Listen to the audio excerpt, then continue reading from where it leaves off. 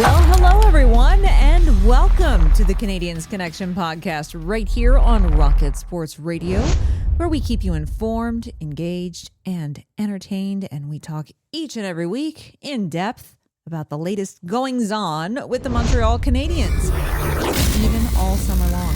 That is right. We don't go on vacation for the summer. We don't take an off season because the Canadiens always have something to discuss, and that's why we are here today, and we're so glad that you're here with us. My name is Amy Johnson, if you're new around these parts. I'm going to be your host for today's show. It's episode 362 of the Canadiens Connection podcast. And of course, every week, I'm pleased to be joined by my co-host. He's our founder and president at Rocket Sports. His name is Rick Stevens. How are you doing today, sir, as we inch closer and closer to the end of August?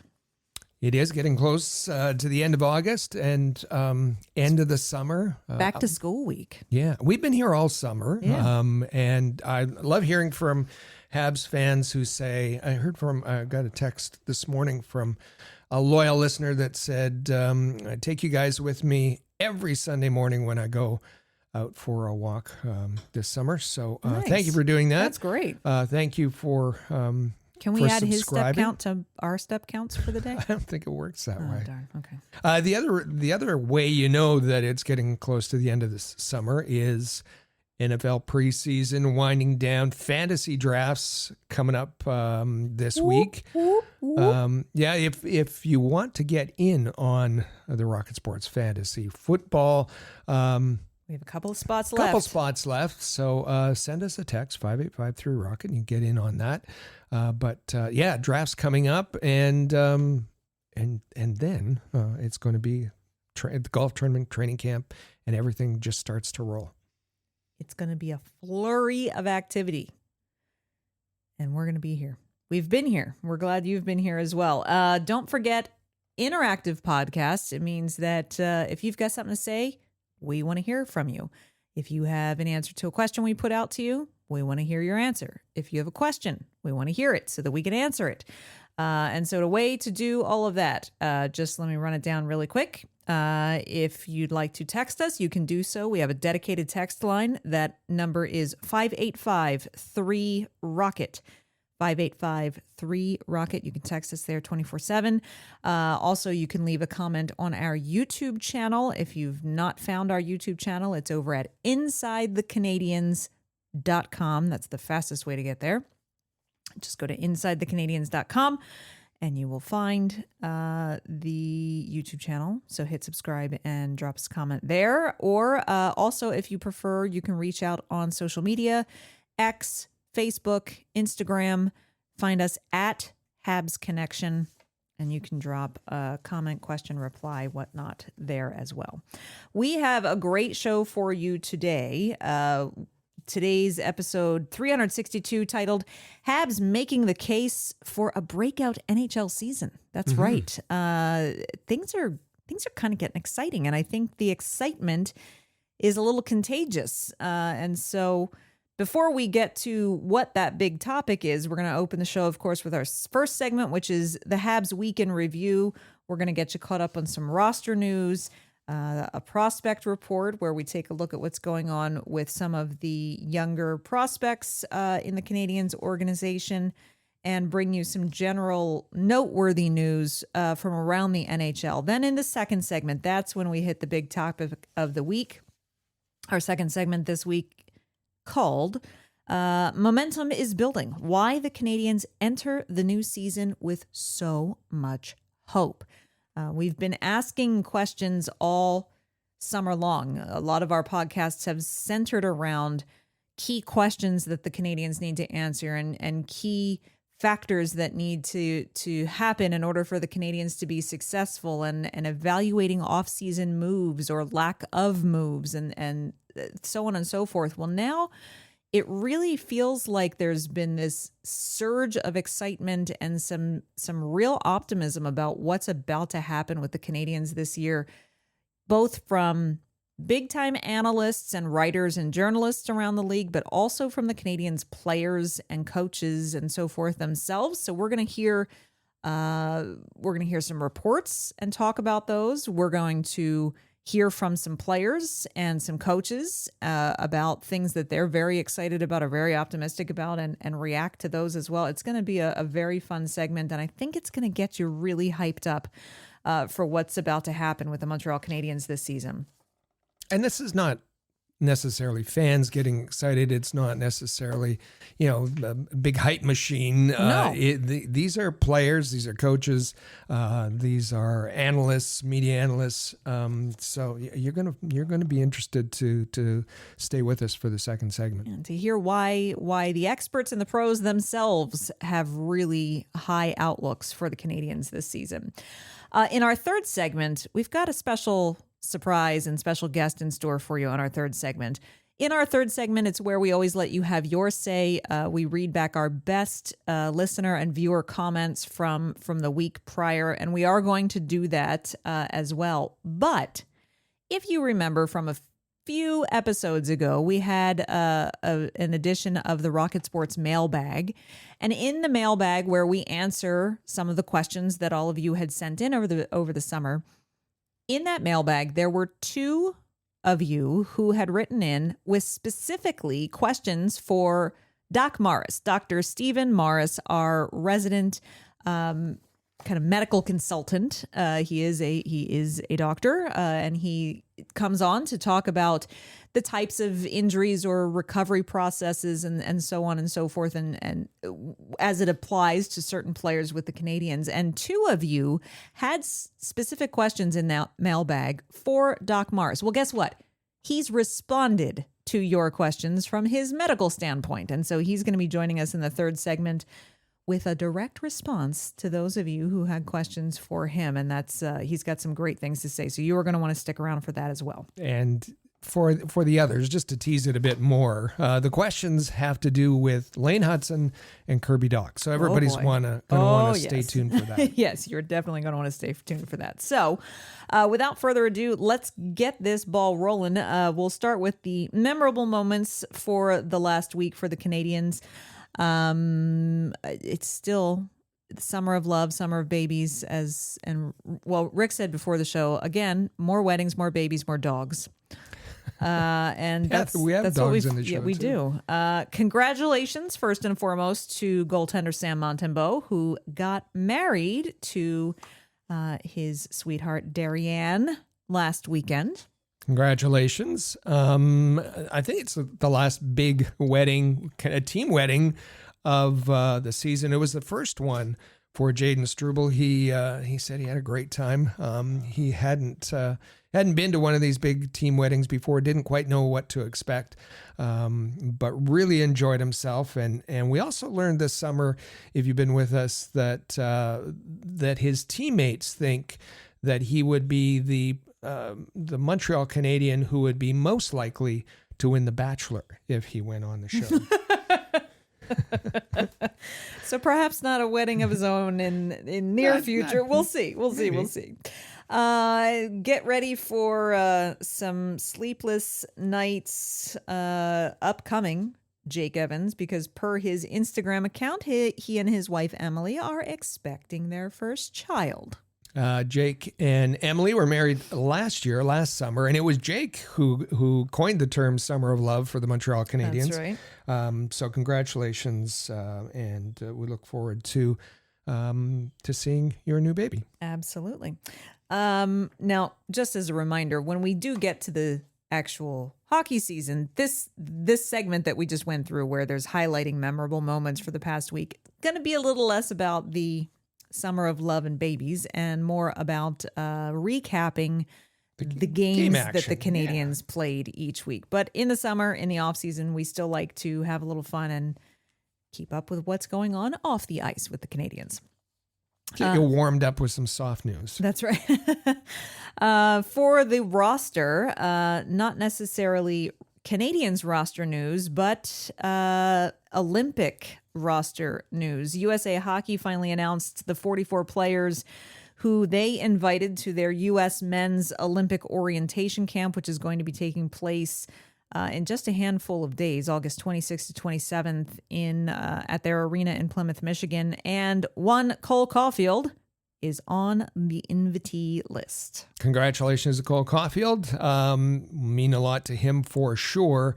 Left off the list, when you look through the list of defensemen, I think there's 15 or 16 defensemen who have listed. You see names like Adam Fox, Luke Hughes, Quinn Hughes, Ryan McDonough, Slavin, Werenski, Vlasic, Jake Sanderson, but not Lane Hudson. Lane Hudson was left off the list. He was not invited to camp. Oh, boy. And according to Captain Nick Suzuki, expect this to motivate the young man. Expect this to light a fire under Lane Hudson, who won't be very happy not being invited to the orientation camp. That's not to say that he can't make the team. If he has a fabulous start, he can be a replacement. But the management of USA Hockey has chosen not to invite him to their orientation camp. So for now, Cole Caulfield will be the sole Habs representative, potentially representing Team USA at the Olympics. Potentially, and the reverse is true, of course, as well. That's right. There's 44 players, a lot of players here. Not all are going to be making it, so there's no guarantees that Cole Caulfield will be on that Olympic squad. That's right. Just a reminder, Team Canada will also be having their orientation camp roughly the same time, August 26th to 28th. This week, roughly the same time that U.S. will be holding theirs. Canada will be holding it in Calgary with 42 players on that roster invitation and a couple more Habs on that list that we've talked about before. Nick Suzuki, Noah Dobson, Sam Montembeault, all invited to the orientation camp. As we've talked about, Montembeault probably has the inside track to be the third goaltender on that team. Noah Dobson, that's going to be a fight for him, as it's going to be tough for Nick Suzuki, given the makeup of the squad there for John Cooper. Nick Suzuki also in the news this week, making an appearance with the Assista Foundation this week to help raise a record $124,815 at the Heroes Golf Tournament. Took place on Thursday at Golf Saint Raphael. And I really like this charity. Rick, they support the training of service dogs for folks with mental health needs. Yeah. It's something that Nick Suzuki and his wife, Caitlin, have been involved with for the past 3 years. This year, as you said, a record sum for the charity. And he and his wife not only help raise money, but they adopted a dog last February. Nick and Caitlin adopted Ruby, who is a 2-year-old golden retriever from the foundation, and has been trained to go out into crisis situations and just a wonderful charity. And Nick, while he was holding court, answering questions about the charity, and it spilled into hockey as well. There was Ruby right beside him. You wouldn't know. Didn't make a peep. Yeah, just sat right. there Very well with behaved. a big grin on her little face and just sat there looking happy as clam. Mm-hmm. More news about the Canadiens roster, folks on the Canadiens roster. Juraj Slafkovský, once again, the Slovak Hockey Player of the Year. He wins it in 2025 after having already won this accolade twice before. 2022 and last year in 2024, he won the Slovak Hockey Player of the Year. So this is third time for him. And while we're talking about Olympics, we'll just mention that it was announced some time ago that Slafkovský will be in Italy for the Olympic Winter Games representing Slovakia. Mm-hmm. One last bit of news. Carey Price getting some honors this week as well. Very cool moment. His parents were also in attendance for this. When a chainsaw carved wooden statue of Carey Price was unveiled at Caribou Memorial Recreation Complex in British Columbia.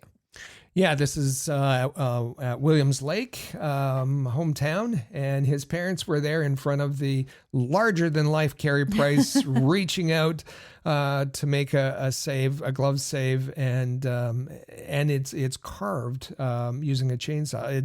It's fabulous, and it will sit at that Caribou Memorial Recreation Complex. That's wonderful. Fantastic. Go look it up if you haven't seen it. It's quite magnificent. All right, we'll take a quick tour down into the Habs prospect report. It's time for the Rocket Report. The Rocket Sports Media Team is your premier source for information about the Laval Rocket, the AHL affiliate of the Montreal Canadiens, as well as Habs prospects playing in the CHL, NCAA, and leagues around the world. Of course, as you know, we highlight a Montreal Canadiens prospect individually each and every week. This week, we have picked Habs prospect goaltender Arseny Radkov. He's playing in the Q this season for the Armada, for Blainville-Boisbriand Armada. If that name sounds familiar, Arseny Radkov, it's because he was just selected by the Canadiens this past summer, just a couple of months ago, in the 2025 NHL Draft. Radkov played in the MHL last season. This will be his first season in the Q. He's that typical size that the Canadiens go for. 6'4", 198, moves really well. And he's got into a couple of games this preseason already for the Armada. On Tuesday, he played the last half of the game against Drummondville, making 12 saves and making 6 more. The game went to a shootout. He made 6 more saves in the shootout, led his team to victory. Armada beat Drummondville 6-5. Then on Friday, he started the game. And he made 16 saves in the first 30 minutes. And this is the preseason, so goaltenders usually play half of the game, and that's what happened here. So 16 saves in 30 minutes of action against the Huskies. Also mentioned that it looks like it'll be one season for Radkov in the Q, as he's already committed to UMass for the following year in the NCAA. Wonderful. That'll be a great experience for him there. The ECHL has finally got the last piece of the puzzle set and scheduled for their goal of reaching a league total of 32 teams. This is obviously the mission so that every NHL franchise can have their own ECHL affiliate. And there's a familiar owner. The Board of Governors this week approving the expansion application in Augusta, Georgia. Gee, there's another sporting reason that Augusta, Georgia is pretty well known. A nice golf tournament. A little bit of a nice golf course there. So a team in Augusta, Georgia, which will begin play in the 2027-28 season. But who's the famous owner? Former NFL quarterback, Heisman Trophy winner Tim Tebow is the owner of this new franchise. Tebow, it's not the only ECHL team he owns. He also owns the Tahoe Night Monsters, the ECHL affiliate of Vegas. And I like that name, the Night Monsters, the Night Monsters. And so this, in 2 years, the ECHL will have 32 teams. At this point, going into this season, it's Columbus and Ottawa that don't have an ECHL affiliate. That'll all be figured out. Of course, the Canadiens have a very successful ECHL affiliate in the Trois-Rivières Lions, who won it all last Kelly season. Cup, defending Kelly Cup champions. Going into this season. Yeah, so we'll keep a close eye on that. Chris G always does, keeps, and we'll start having some reports from Trois-Rivières. And, up until this season, like we'll say last season, there's only been 29 teams in the ECHL. It means there's been a few NHL franchises that don't have a dedicated ECHL affiliate, which is, of course, one step down from the AHL. And so there's been this commitment by the league to get to 32. This year, the 2025-26 season will usher in the 30th team. They will be the Greensboro Gargoyles, playing in, which is another great name. Yeah. Playing in Greensboro, North Carolina, beautiful area of North Carolina. In 2026-27, next year, the 31st franchise will expand into the league. That will be in an as yet to be named team playing in New Mexico. And then the Augusta, Georgia team will come in the 2027-28 season, the year after that, as the 32nd team. So we've got consecutive years coming up here where we're going to see new ECHL franchises hit the league in an effort.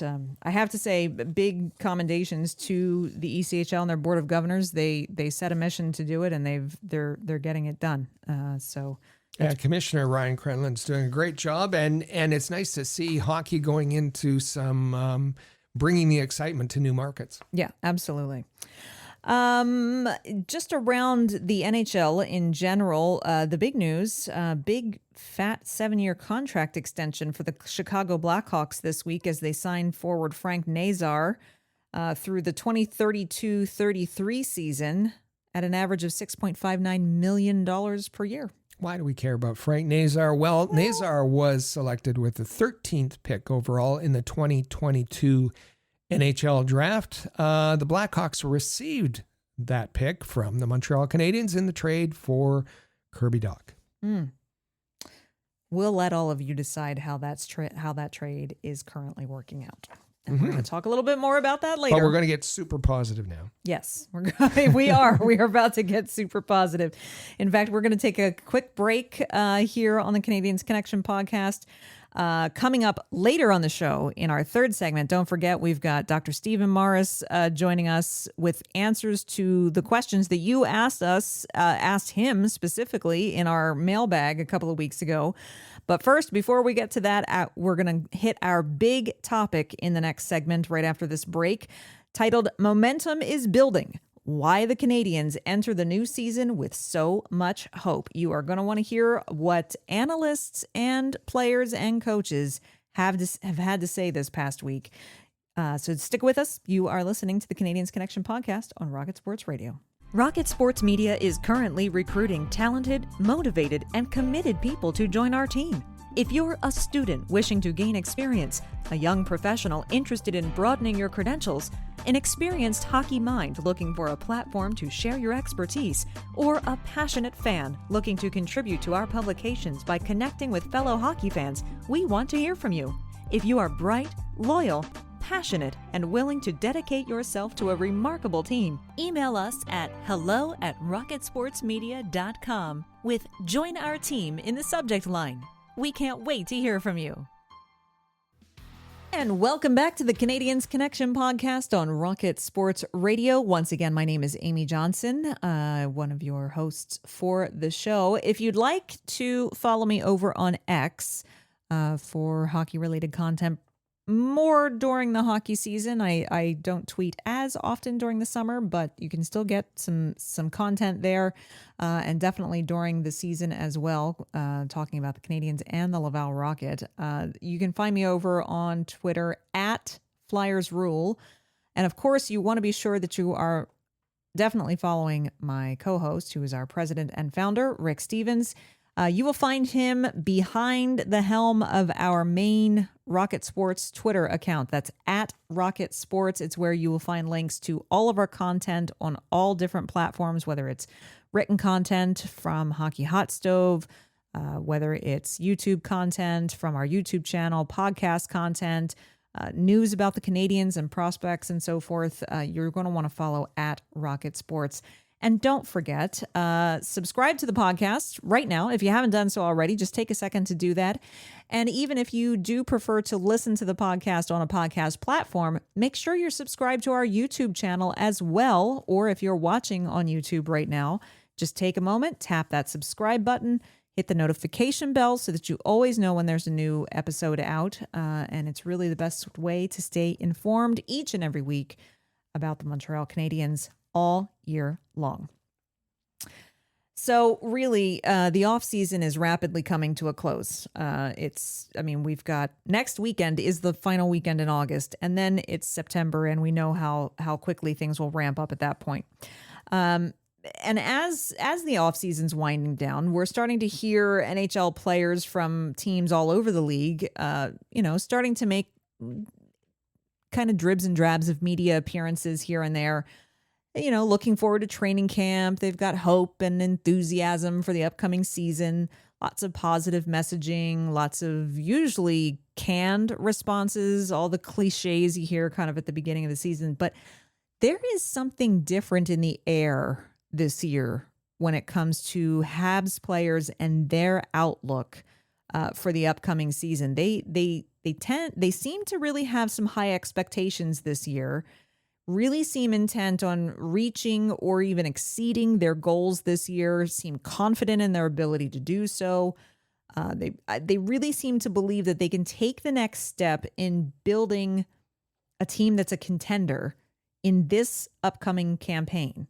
And they really want to deliver on that. So, Rick, I think kind of the way you have phrased it to me in when you built the agenda is that, there's a lot of good news and a lot of genuinely positive reporting and outlook and reactions coming from the people who are in the know, the players themselves, the coaches, the big time analysts across the league, that it's not just a bunch of fan hype or general buzz, but that there's some real solid confidence from a lot of different experts going into this season. Yeah, last season, it was, you had to get the marketing department involved and the focus groups, and they came up with this phrase in the mix that could, everybody can interpret it a different way, and it was very kind of, hard to get a handle on.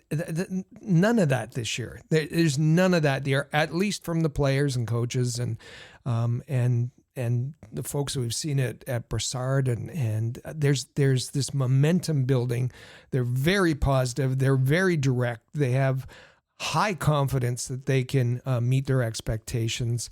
And so we just thought we'd kind of go through why the Canadiens enter the season with so much hope.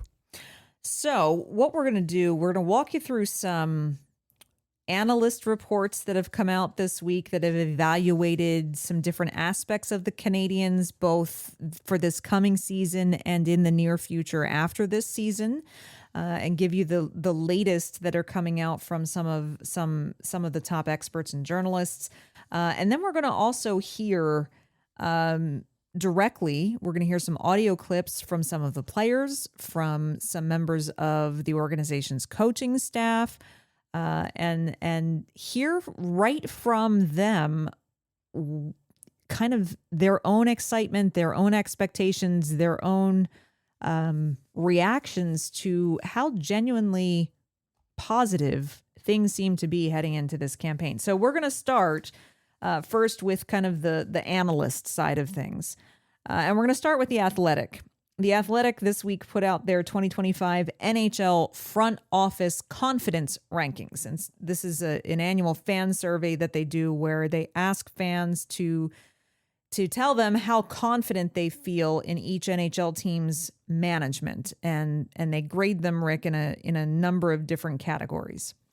Yeah, the categories: roster building, cap management, drafting and development, trading, free agency, and vision. These are all qualities that you want in your management team, in your hockey ops staff, in your coaches, in your GM, in your executive VP.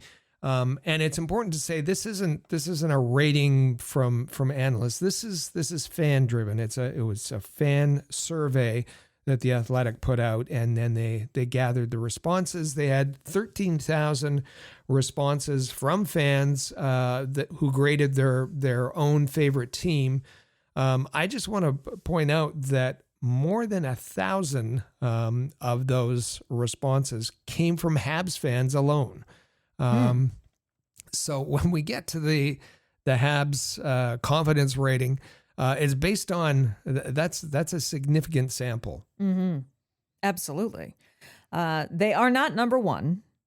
Number one overall in this in this survey doesn't, I don't think, come as a surprise. It's they've rated the Florida Panthers as the most confident in the front office rankings. They are the only ones who got an A+.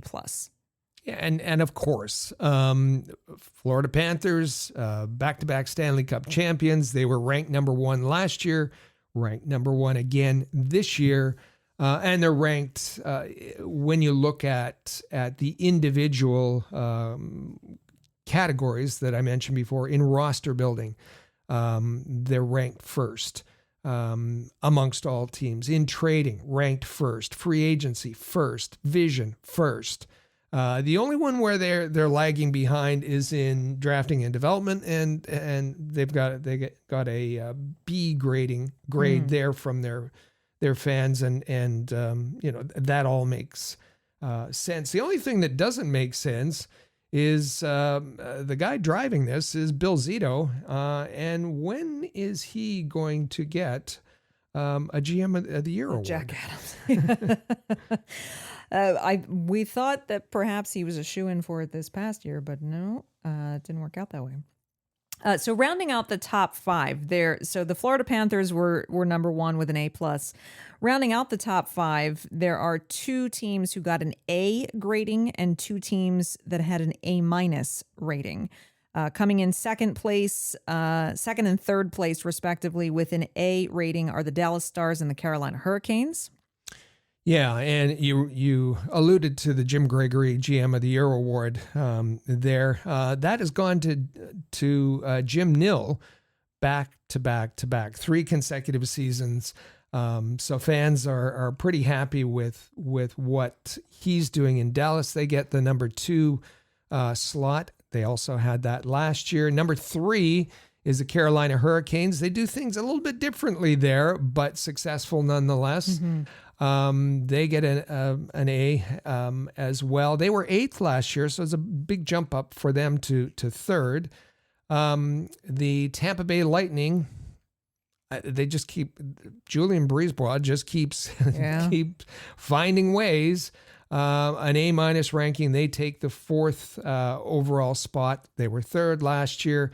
And then it comes to the end of the top 5, and that's where you'll find the Montreal Canadiens. They're bumping up from 6th place last year to 5th this year with an A- ranking. As I said, over 1,000 responses from fans. They have an A- for roster building, cap management, drafting and development, trading, and vision. The only thing that they got a lesser rating in, B+, was in free agency. Having said that, the change in confidence by Habs fans, they are 80% more confident this season. 80% are more confident, responded that they are more confident this season in their management than they were last season. I think Hugo are doing a good job of winning over the fans, Ken Hughes and Jeff Gordon.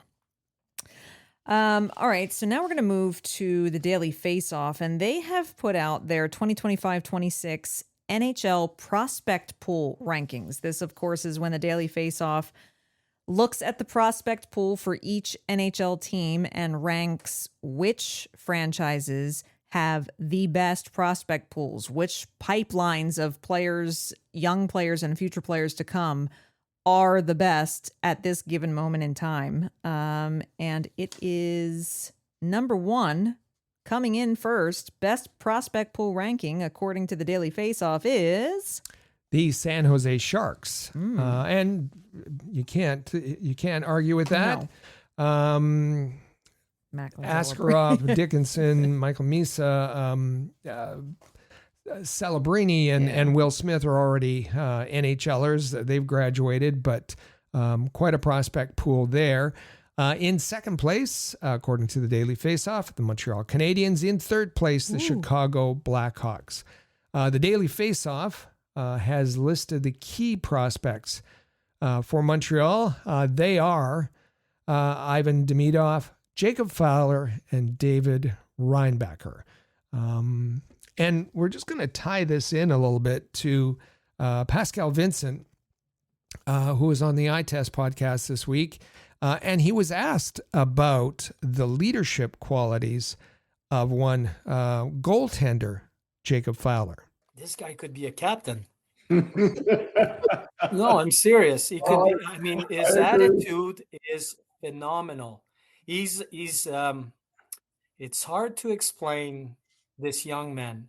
He comes in a room, he doesn't know anyone or barely knows a few guys, and he fits right in. He knows when to speak. He knows when not to. He goes on the ice. He works hard. He's obviously very talented, but he's got some leadership attributes to him that I didn't see very often, especially in the goalie. And Right. because it's almost a sport within the sport, being a goalie. And for him to come in the room and just be that mature and fit the way he did fit in the room was quite remarkable. And I was really impressed with him. Pascal Vincent only had a short time with Jacob Fowler, but was very impressed, obviously, talking about how mature he was, talking about his leadership, and used kind of he has the kind of leadership qualities that a captain would have. And you heard a little chuckle from Pierre Maguire, but Pascal Vincent went on and said how he can lead a team. No, he can't be captain, but he can have those leadership qualities. Who else was like that? And we're not comparing. We're not making any projections. But Carey Price had those leadership qualities, even though he couldn't be a captain either. I think this is going to be we're talking about whether or not this could be a breakout year for the Montreal Canadiens. I think this will be a very significant year ahead for Jacob Fowler. His first full season as a pro in Laval, and dimes to dollars, he gets a little NHL taste at some point as well, depending on how the season goes. Pascal Vincent, obviously very high on him. So, and you mentioned prior to the show the phrase that Vincent used, "sport within a sport," goaltending. Yeah, I liked how he said that. Yeah, that goaltending is a sport within a sport. That's a great way to put it, because what they do in the crease is so absolutely different from everything else that happens on the ice. So it's a good thing Pascal Vincent was so adamant back in the spring when everyone thought he was going to get snapped up for an NHL job that he said, it has to be the right thing that comes along. Otherwise I'm here. And so I think it's a good thing for Jacob Fowler and the rest of the Laval Rocket, the Habs prospects, that Pascal Vincent is still with the organization. All right, sticking with the Daily Faceoff, they've been on this kick lately, last few weeks, where they're really focused on 2030. They're really focused on 5 years from now. You know, what teams are going to have the best players in 2030, and so on and so forth. Well, they were projecting the standings this time, league standings at the end of the season, and the Stanley Cup winner for 5 years from now in 2030. Yeah, they projected the top 30 players. A couple of weeks ago, we talked about the top 30 players and their projections for 1 through 30. Number 1, Connor McDavid. And we looked very carefully, very, very carefully, and nowhere could we find nary a Hab, a Montreal Canadian. Mm-mm. No Hudson, no Demidov, no Suzuki, nobody in their top 30. And I think they might have got a little bit of heat for that. So this week, they are projecting the standings and the Stanley Cup winner in 2030. As you said, just scanning the list, they think that the Los Angeles Kings are going to be the worst team in the league by that point. Vancouver down in the bottom. What should make Canadiens fans happy? They list the Toronto Maple Leafs as the number 28 team in 2030. Boston Bruins as the 26th team. The Oilers jumping up to the Canadian teams at 13. The Ottawa Senators, they have faith in the Ottawa Senators at 8. And the 3-2-1 top 3, Minnesota Wild at number 3. Dallas Stars, who we just talked about, and Jim Nill, number 2. And the Montreal Canadiens being the best team in the National Hockey League in 2030 and being the 2030 Stanley Cup champion. Without having any of the league's top 30 players. Which is... That's fine. They're all good. Great. Yeah. Okay. That's great. No elite players, just very, very good players. That's right. Wrapping up the Daily Faceoffs coverage this week, they also ranked the 5 most improved NHL teams heading into this season, which that can be a good marker to look at who has improved the most. I have to say I absolutely agree with the first response that they've got here. Rick, I know that we talked about this a lot during the draft as we were just even watching things that were happening during the offseason with this franchise. First on their list is the Anaheim Ducks. Mm-hmm. I got to agree with that. Yeah, and they're not saying they're necessarily a playoff team. They're not necessarily a contender for any of these. They're the most improved teams, the teams that are probably going to take the biggest jump in the 2025-2026 season, and they're pretty high on the Ducks. They are. They're also high on the Carolina Hurricanes, the Utah Mammoth, and the Vegas Golden Knights. That's right.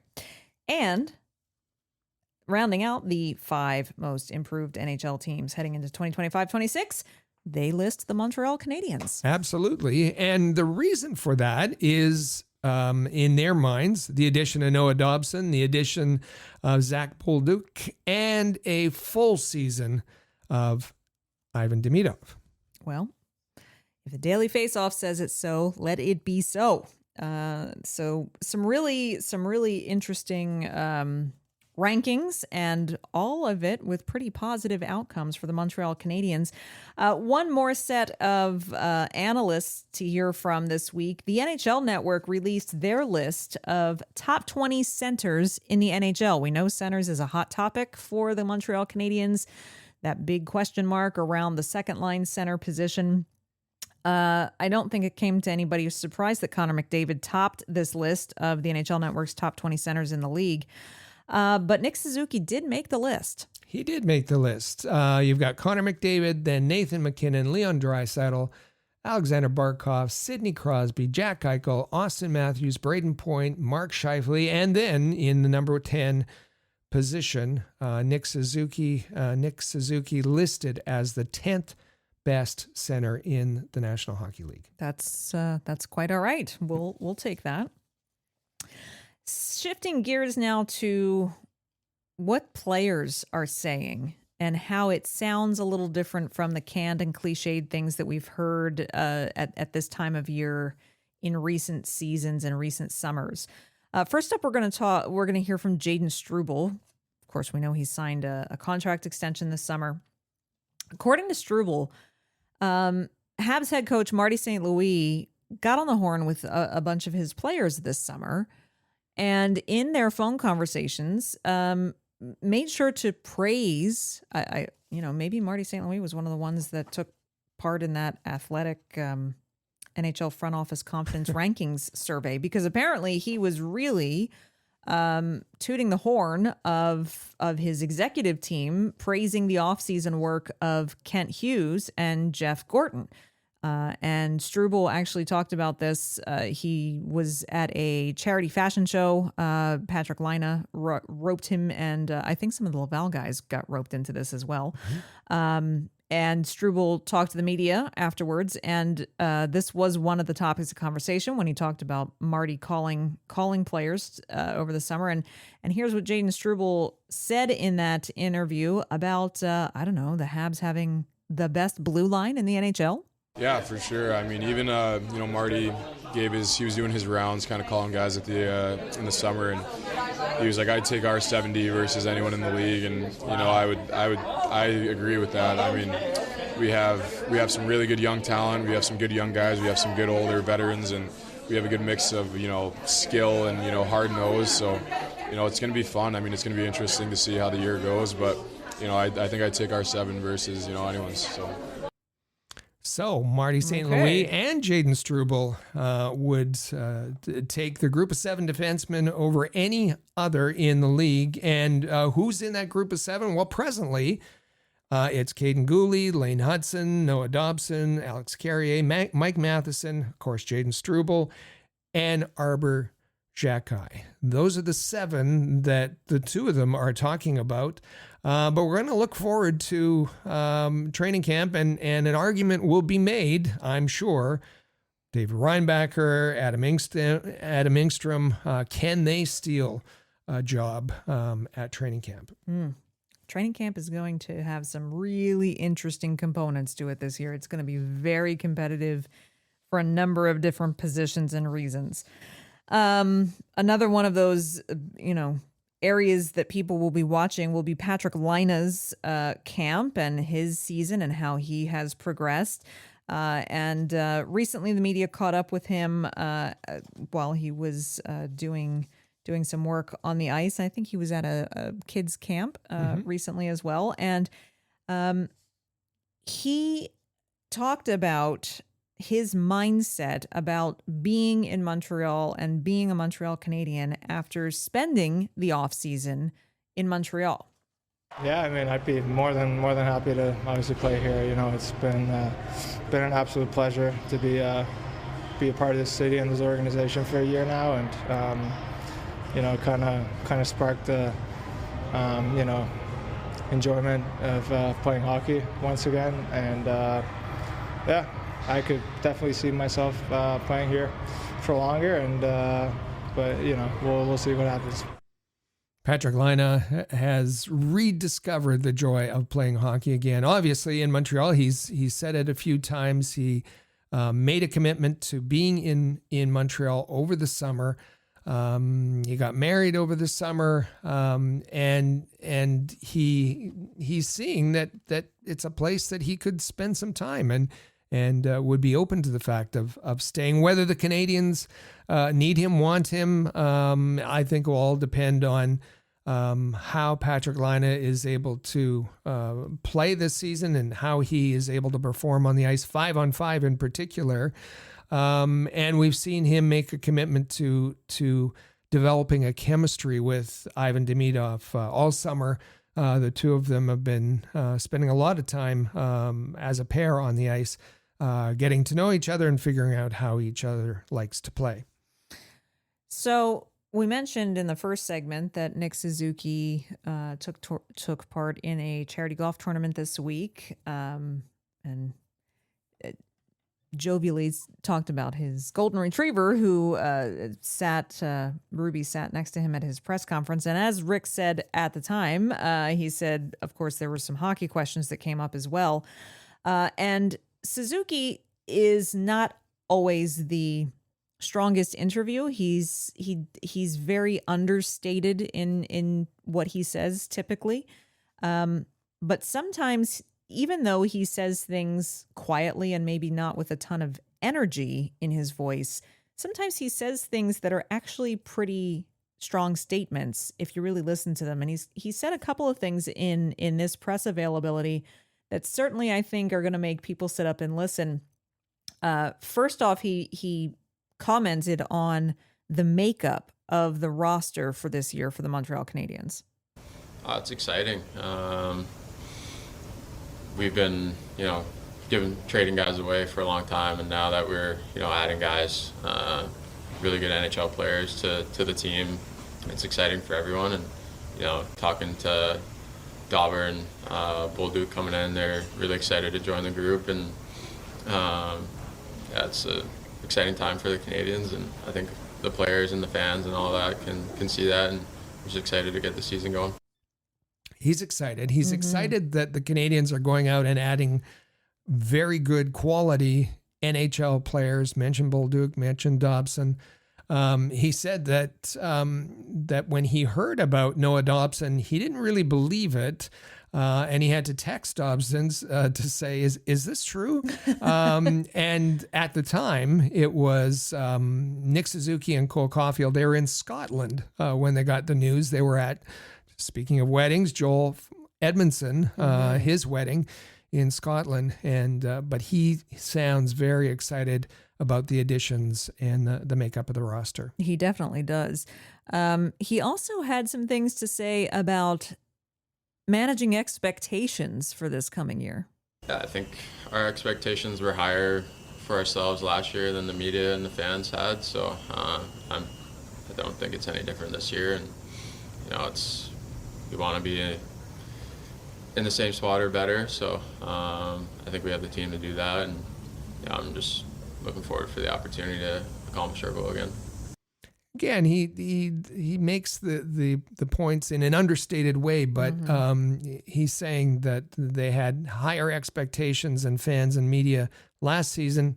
Same applies this year. Whatever the expectations are, the expectations of the fans, the expectations of the players are much higher than that.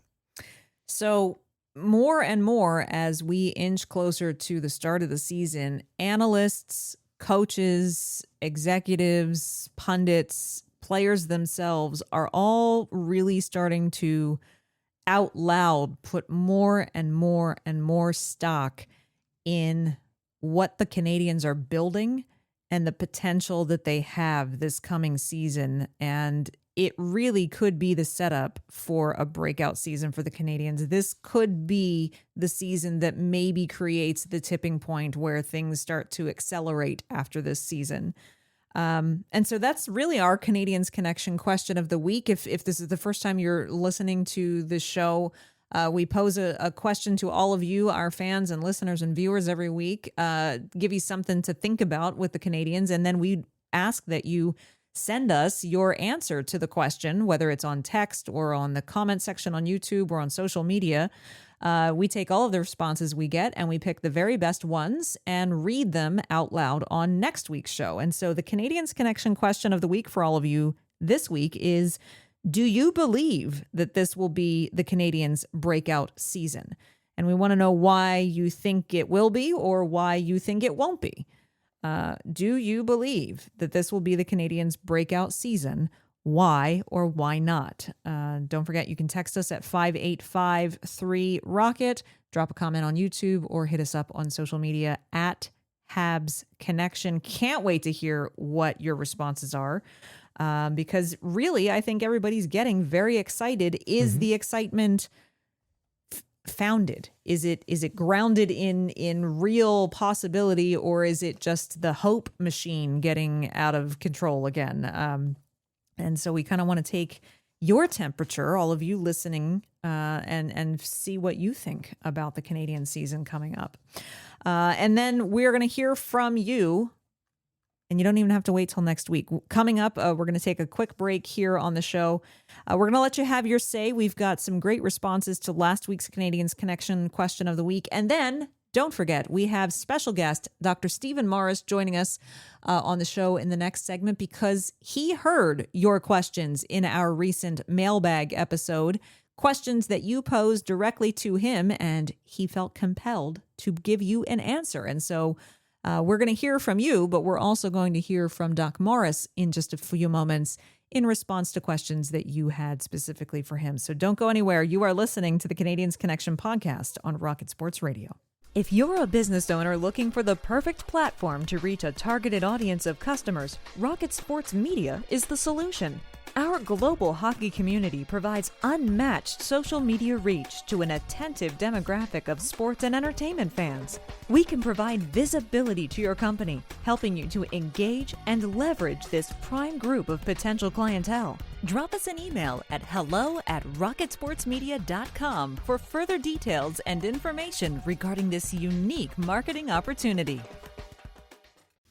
And welcome back once again to episode 362 of the Canadiens Connection podcast right here on Rocket Sports Radio. Hey, don't forget, if you've been enjoying today's show and you haven't done so already, maybe you've been listening this summer and just haven't subscribed yet, now's a great time to do so because if you have enjoyed the summer's episodes when it's the off season and the news can be kind of slow, well, then you're going to absolutely love what we've got for you once the hockey season and hockey action starts heating up again. So hit subscribe, leave us a review if you're able to, and really if you've ever thought, how can I help these guys?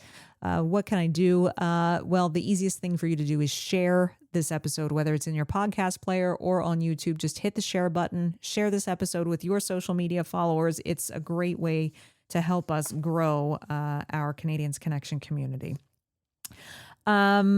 Don't forget, get in your responses for this week's Canadiens Connection question of the week. Do you believe that this will be the Canadiens' breakout season? Why or why not? We definitely want to hear from you. I think there's going to be some really diverse responses in terms of that. I think some people will be super optimistic. I think some people are going to be a little cautiously optimistic. We'll see what you all have to say. Our question last week that you all answered, and before we get to that, actually, I should mention, whether you watch the podcast on YouTube or not, maybe you prefer to listen to the podcast on a podcast platform, make sure you are subscribed to the YouTube channel and go check the community posts tab every single day, because we always post something there every day. And a lot of times it's interactive. It's not just promotional stuff. A lot of times we run fan polls about the Canadiens. We do kind of fill in the blank things where we want to hear from you. We do quizzes sometimes, and we get some really great responses. Just a sampling of some of the things that we had this week. Said there was a fill in the blank. The Canadiens will be a playoff team if, and we had @CrankyBastard2197 who said, if they remain healthy, not saying how far they'll get, but it would be huge if Lina and Doc are healthy and aggressive. Go Habs, go. I think that's a great answer. Fill in the blank. The Canadiens will be a playoff team if, at Center Heist says, if they find a second line center at some point this season and they really improve numbers on the power play to offset the huge losses they have on the penalty kill with three major producers in that department. Another great comment there as well. We had some polls about,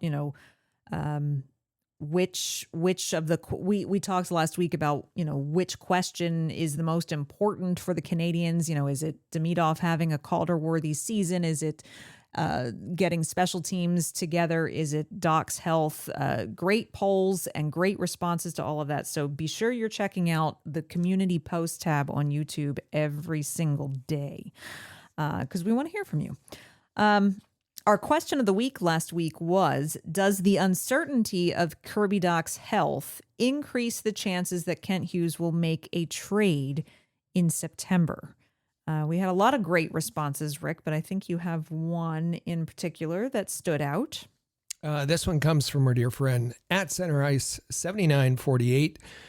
He said, I do think Dach's health increased the chances of the trade that we're waiting for, but it more than likely will be a trade deadline deal or just before the trade deadline, like a month ahead of it.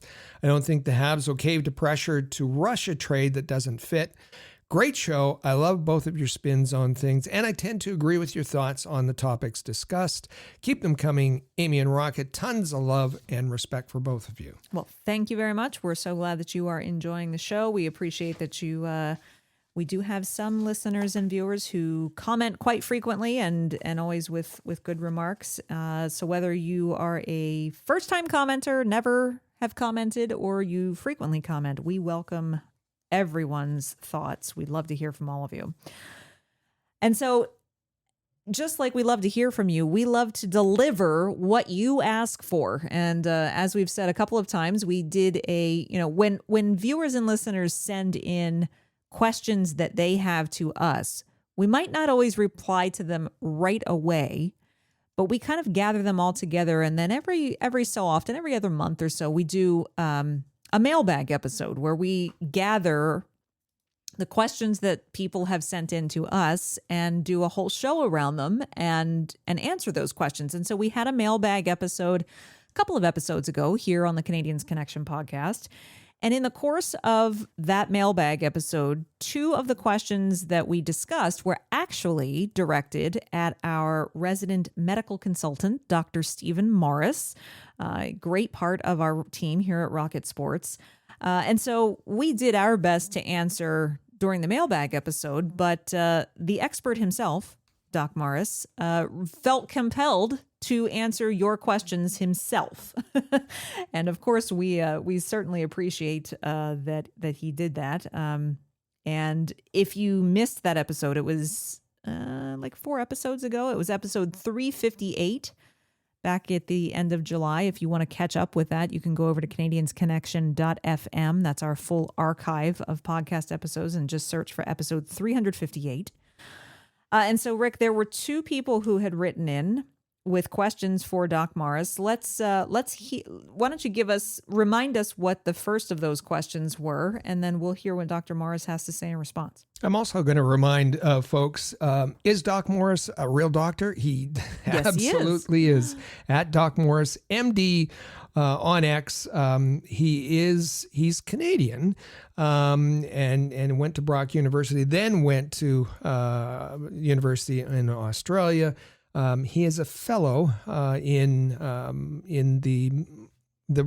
the registered Australian, I'm not going to get the name right, but he is a medical doctor there in Adelaide, Australia. And he is not the Canadiens doctor. No, he isn't. He hasn't examined any of these players, but his knowledge and his the fact that he follows the Canadiens, he's able to give our listeners some insight.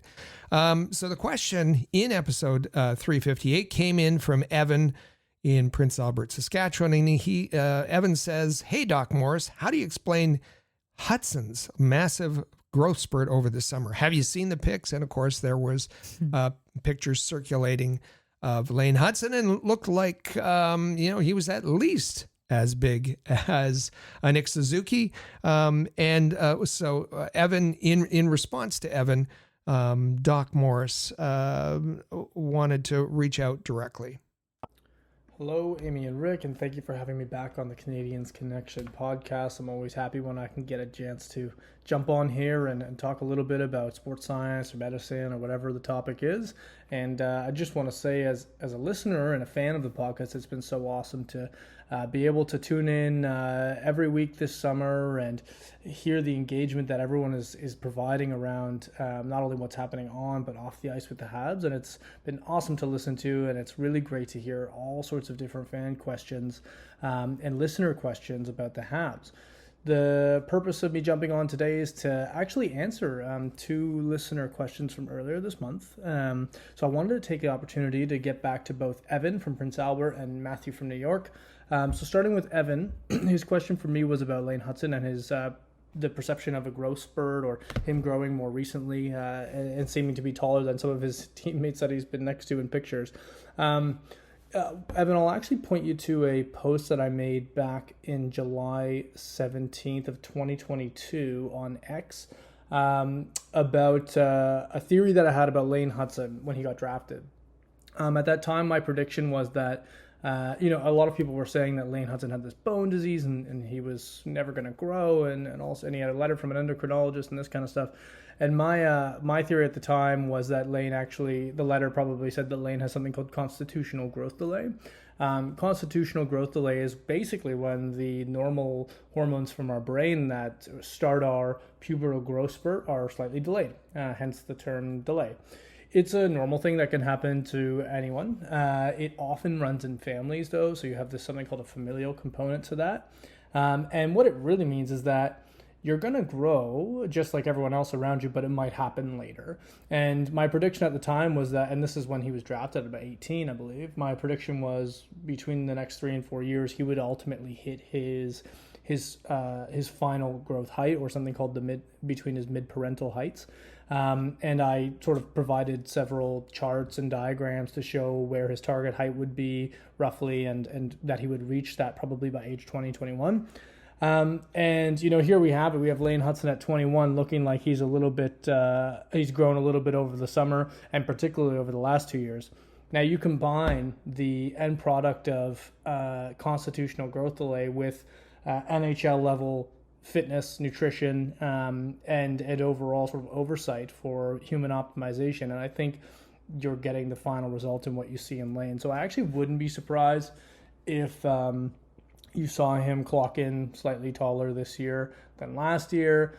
It's not most 20 to 21 year olds that are still growing, but I think in his case you might see that.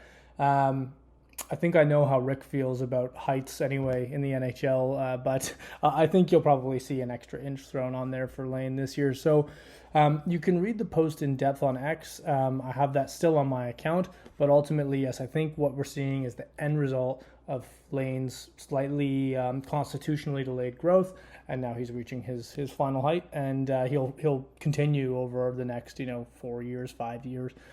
To fill out his body size. He might not grow anymore in terms of height, but he will fill out, just like you've seen happen with Cole Caulfield. So that's that question for Evan in Prince Albert. Thanks to Doc Morris for that very detailed explanation. That's why we love when he comes on. Absolutely. He's doesn't have to guess. He can give. He can research the issue and give a very complete answer. He mentioned a couple of times about a tweet that he put out on his X account some time ago with a very, very detailed explanation and charts.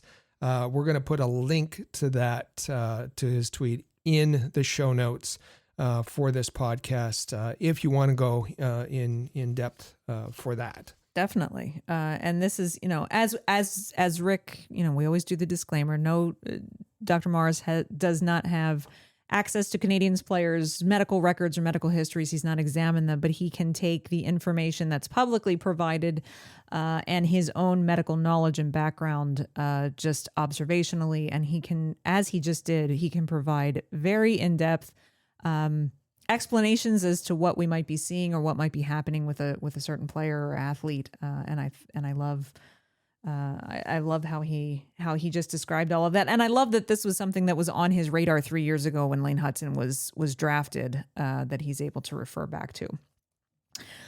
So then Rick, as he alluded to at the beginning of his response there, he wanted to answer Evan from Prince Albert, Saskatchewan, which he absolutely did.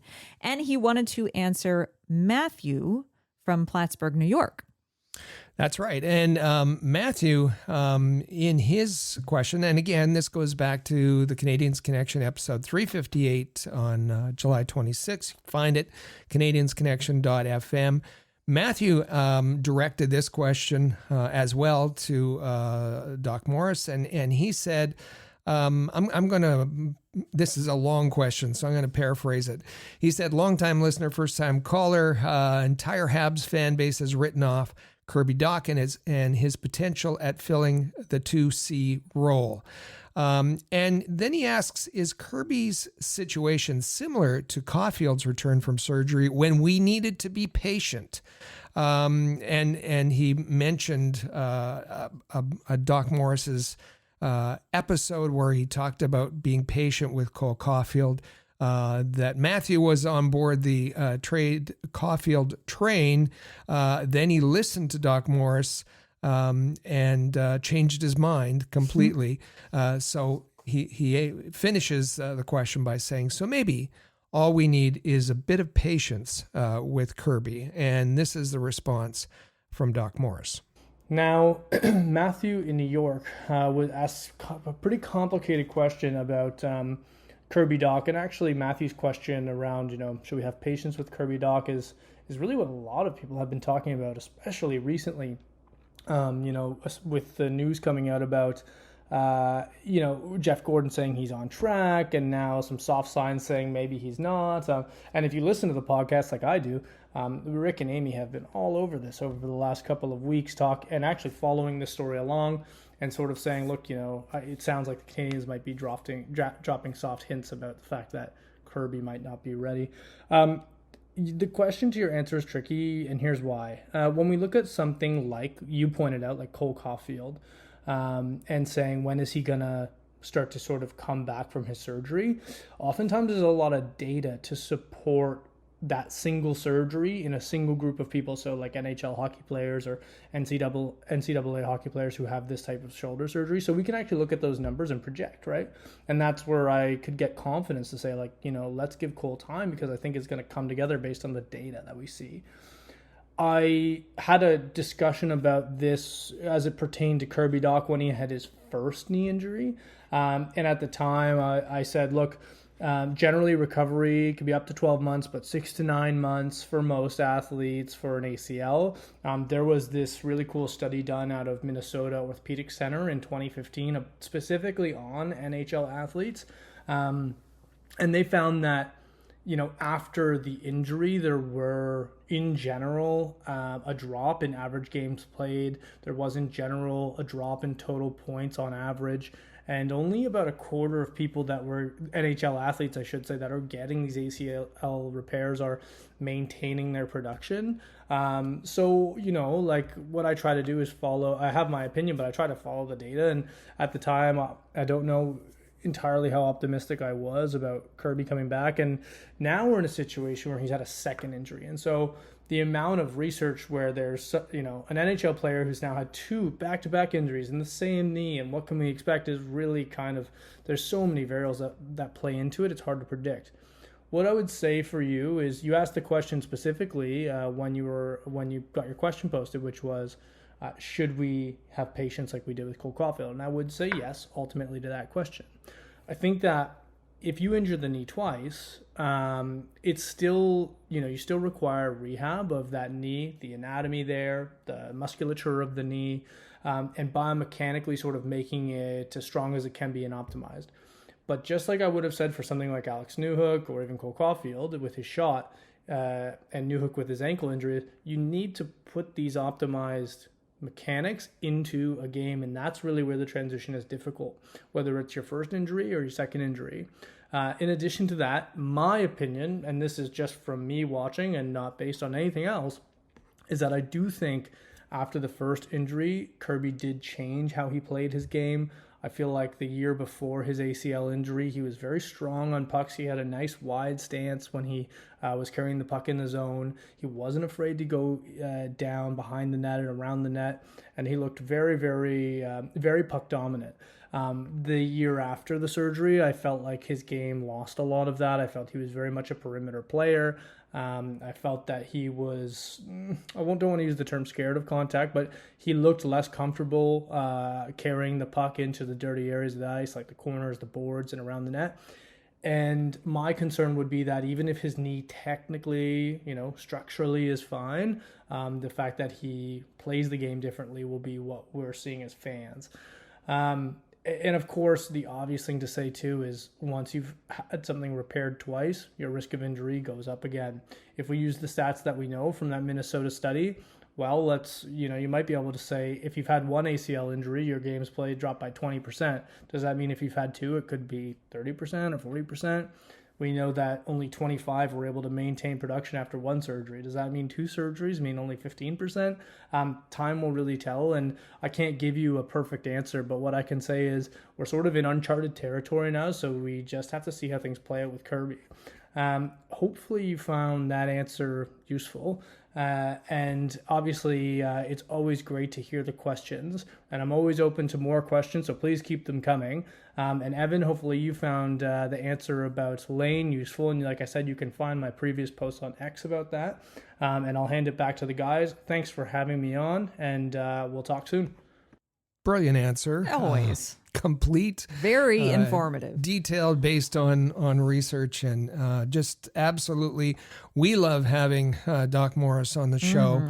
And he's in that unique position where he is a fan. He follows the games detailed. He's a medical doctor, and he also has the ability to be very accessible and explain things in terms that we, the non-medical folks, can understand. Yeah. And he does a great job.